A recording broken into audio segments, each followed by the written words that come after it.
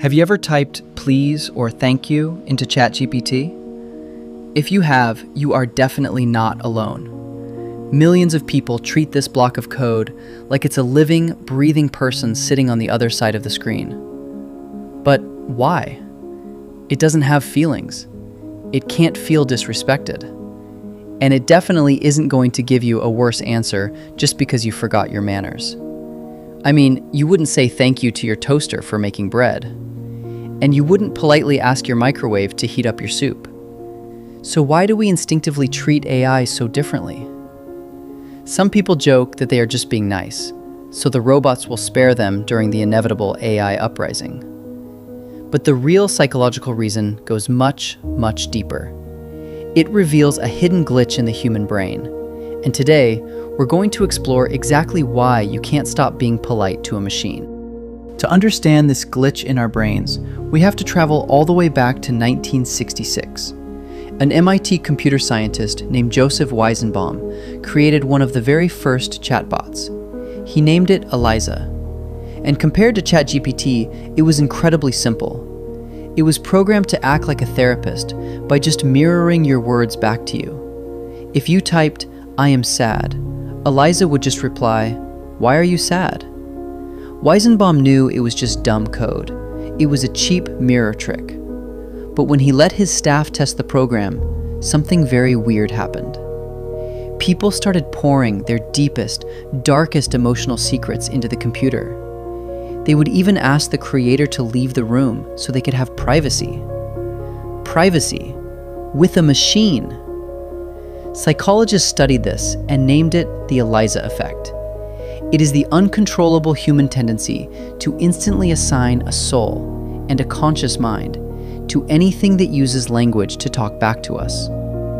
For hundreds of thousands of years, our brains evolved with one strict rule. Something can speak to you and understand you, it must be human.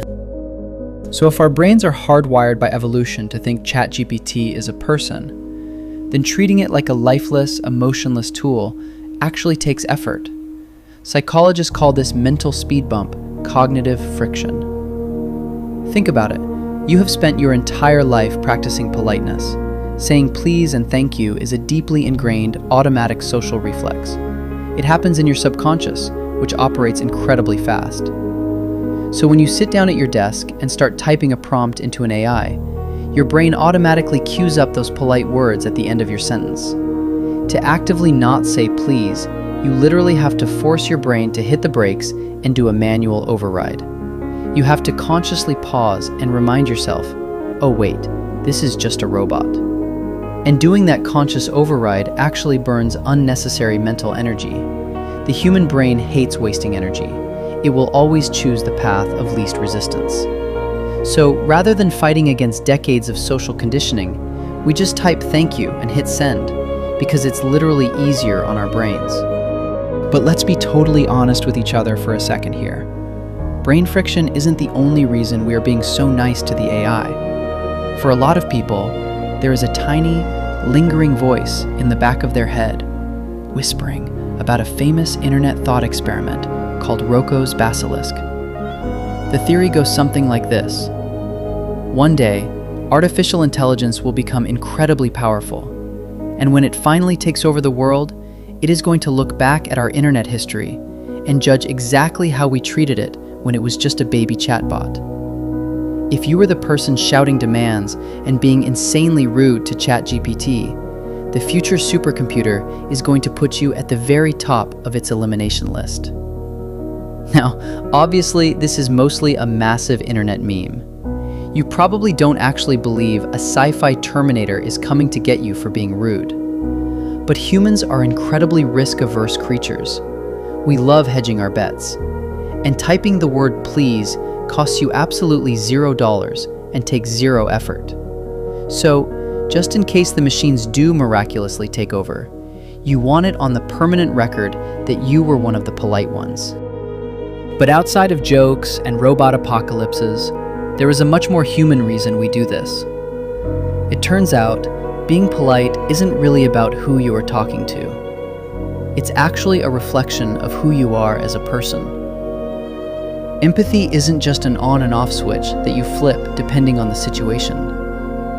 Empathy is a muscle, and your brain likes to keep that muscle constantly flexed. When you take a second to type "please" to an AI, you are practicing a positive social habit. Studies actually show that people who are habitually polite to objects are statistically more likely to be highly empathetic to real human beings. Treating a chatbot like trash just feels fundamentally wrong to a well-adjusted brain. It triggers a subtle sense of guilt, even if we consciously know nobody is getting hurt. Because cruelty, even to a piece of code, makes us feel bad about our own character. So instead, we project our own humanity onto the AI.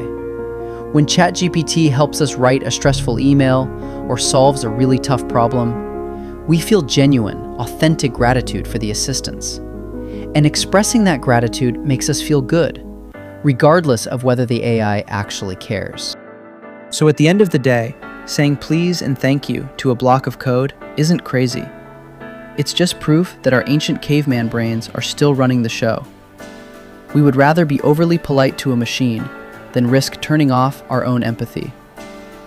And hey, if the robot apocalypse actually does happen, you will be very glad you didn't scream at ChatGPT to write your emails. But what about you? Do you say please to AI, or do you just give it direct commands? Let me know your prompt strategy down in the comments below. If you enjoyed this video and want to see more deep dives into human psychology and technology, make sure to hit that like button and subscribe to the channel. Thanks so much for watching, and I'll see you in the next one.